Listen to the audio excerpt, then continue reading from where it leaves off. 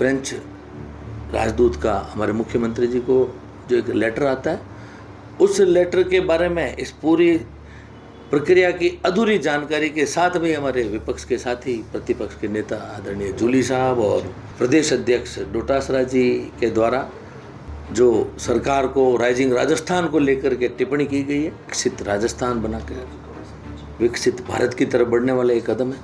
तत्कालीन कांग्रेस की सरकार में, गहलोत सरकार में 19-20 में जमीन मांगी गई, लेकिन उस समय उनके पास समय का काफ़ी अभाव था। सर, राजस्थान के इतिहास में राइजिंग राजस्थान की अगर बात करें तो सबसे अधिक निवेश जो है वो आप सबके प्रयासों से विदेश भी जाकर के आए, काफ़ी कंपनियां यहाँ पे आई। उसके बाद में अब जिस तरह की जो तस्वीर सामने आ रही है, एक आरोप लग रहा है कि कोई पत्र वहाँ से आया है, हकीकत क्या है? देखिए, राइजिंग राजस्थान एक ऐतिहासिक साहसिक आदरणीय भजनलाल जी शर्मा द्वारा उठाया हुआ एक कदम, आदरणीय प्रधानमंत्री जी की सोच को आगे बढ़ाने का ये कदम है। विकसित राजस्थान बनाकर विकसित भारत की तरफ बढ़ने वाला एक कदम है। 35 लाख करोड़ के एमओयू, ज़मीन पर 8 लाख करोड़ एमओयू, इतने कम समय के अंदर आना, बाकी के एमओयू भी लगातार निरंतर प्रक्रियाधीन है। सुफले malt Alwar private limited company जुलाई 2025 में राइजिंग राजस्थान के तहत हमारे साथ एक एमओयू करती है। सुफले माल्ट को अगस्त में हमारे द्वारा बूंदी के अंदर ज़मीन प्रपोज की जाती है। सितंबर में उसको ज़मीन दिखाया जाता है। उनके प्रतिनिधियों को उस ज़मीन के अंदर कम रुचि दिखने पर उनको वैकल्पिक ज़मीन कोटा एयरपोर्ट के समीप रिको द्वारा प्रस्तावित इंडस्ट्रियल एरिया के अंदर दिखाई जाती है। विकसित और अर्ध विकसित दो तरह का उनको प्रपोजल भी दिया जाता है। पहले कंपनी द्वारा लगातार एक संवाद के बाद में कंपनी के द्वारा फरवरी में विकसित ज़मीन ही लेने का इरादा जाहिर किया जाता है।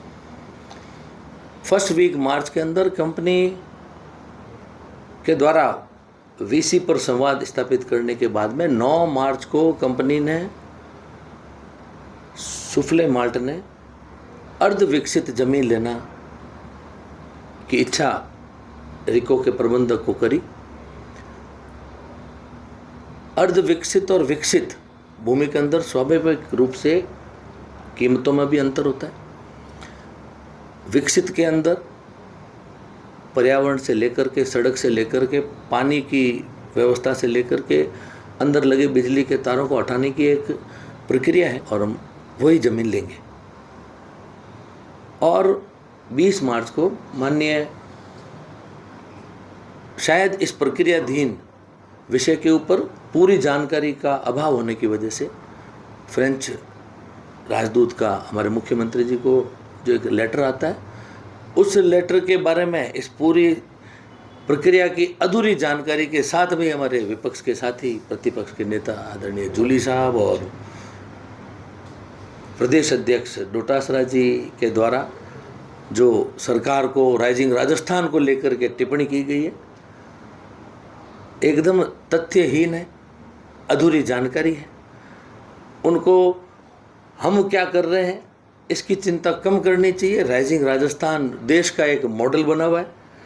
इसी कंपनी सुफले माल्ट के द्वारा तत्कालीन कांग्रेस की सरकार में, गहलोत सरकार में 19-20 में जमीन मांगी गई, लेकिन उस समय उनके पास समय का काफ़ी अभाव था। राजस्थान की जनता की उन्हें चिंता नहीं थी। एमओयू का कोई नहीं बताने लायक आंकड़े भी वो छू नहीं पाए। सरकार कहाँ पर रह रही थी, आपसे, हमसे, प्रदेश की जनता से छुपा हुआ नहीं है। तो मेरा तो उनको सुझाव है कि जो मुख्यमंत्री जी दिन रात मेहनत कर रहे हैं, विकसित राजस्थान के लिए काम कर रहे हैं, वो प्रदेश की जनता भी जानती है हमारे निवेशक भी जानते हैं, और लगातार एक संवाद के साथ में हम प्रत्येक निवेशक को महत्व भी दे रहे हैं, वर्क को एग्जीक्यूट भी कर रहे हैं, उसका इम्प्लीमेंटेशन भी कर रहे हैं। पूरी प्लानिंग के साथ में काम चल रहा है। तो उनके द्वारा लगाए हुए इन आरोपों को मैं सिरे से खारिज भी कर रहा हूँ और उन्हें सुझाव भी दे रहा हूँ। अभी तक खूब सारी प्रक्रियाएं राइजिंग राजस्थान को लेकर के चल रही है। अपनी इस अधूरी जानकारी के तहत उनको टिप्पणी करना ठीक नहीं है।